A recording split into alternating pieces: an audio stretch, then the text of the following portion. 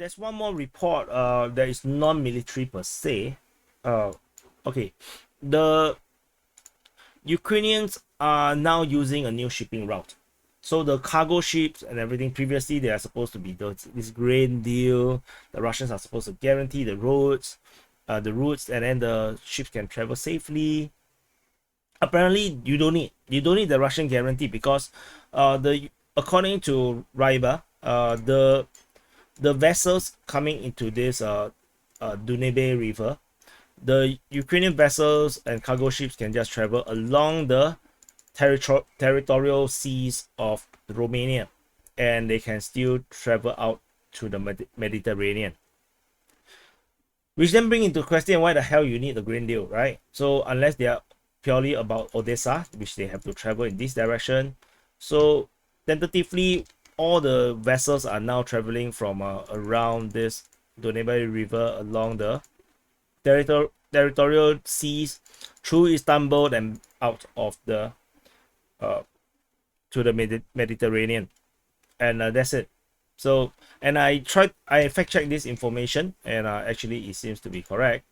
So if you look at this is, let's refresh. This is the latest information. You can see that along the Danube River. Can I make this bigger? Let me see. Oh, I cannot. Okay. So yeah, this is the free version. So no, that's all we can do. So you can see that along the Danube River, there is actually a lot of vessels moving in and out in this area. So this is the border between Romania and Ukraine, and you can see that vessels are moving pretty normally across the river network. A lot of ships are waiting outside, and then the ships all just travel along the territorial waters of Romania and Bulgaria, and no one needs to be around this area here. So it seems to be pretty much okay, for the Ukrainians, just that they cannot use their ports at Odessa and Mykolaiv. So this is corroborated. So yeah, so so much talk about the grain deal. All the Ukrainians need to do is just send all the grain to along the Danube River, and they can still send out their stuff. So not too bad actually for the Ukrainians. And there's additional information about the surface drone attack on the Russian Black Sea Fleet, which we have reported yesterday. Ryba reported there is some unusual stuff.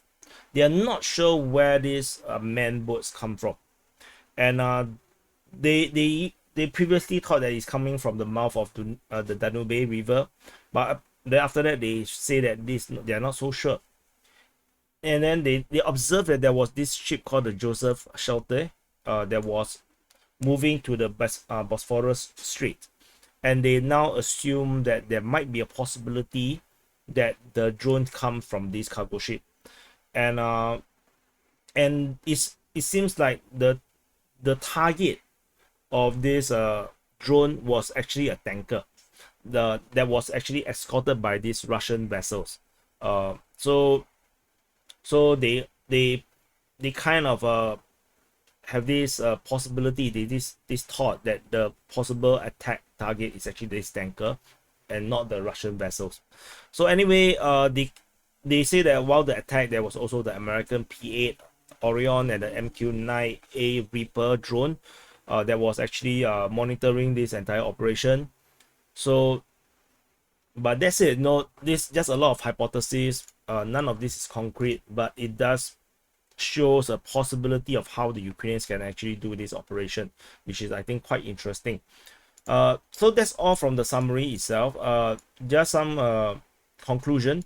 The Ukrainian forces are still trying at Robotine coming from the southwest. They are still attacking in the eastern part, and they are still trying to push and expand the control zone to as big as they can actually manage to handle.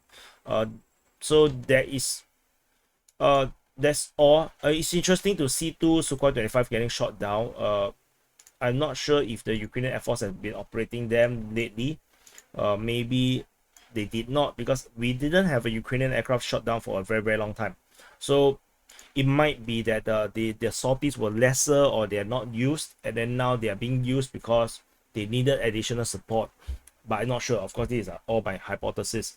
The interesting thing at Uruzhaine in the Velika sector was the Russians doing this counter while the Ukrainians are attacking as well.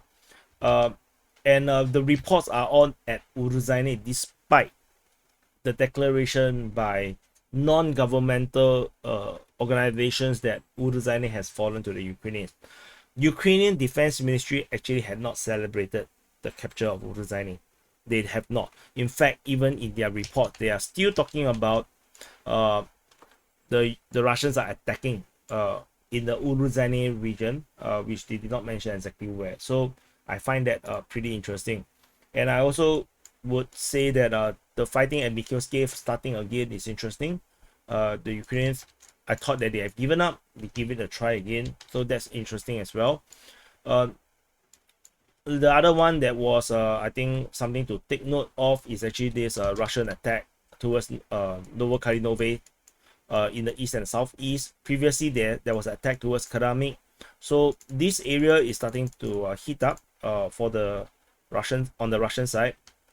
Let's see how this goes. I wonder if this will become a proper offensive. As Bakhmut front is pretty quiet, to be honest. All these mostly are just skirmishes. Even this fighting reported in the northeastern part of Orikovo Vasilivka, I think is just going to be skirmishes. Nothing much in the Crimea front. Bilohorivka is as usual, is very boring. So coming to the Kupiansk front, the Russian offensive is still ongoing, and it seems like it's still progressing. But because the Russians are protecting their operational secrecy, they are not giving details. They only say that they have have advances, or attacks in the area of Kupiansk and Svetove, but they're not giving details.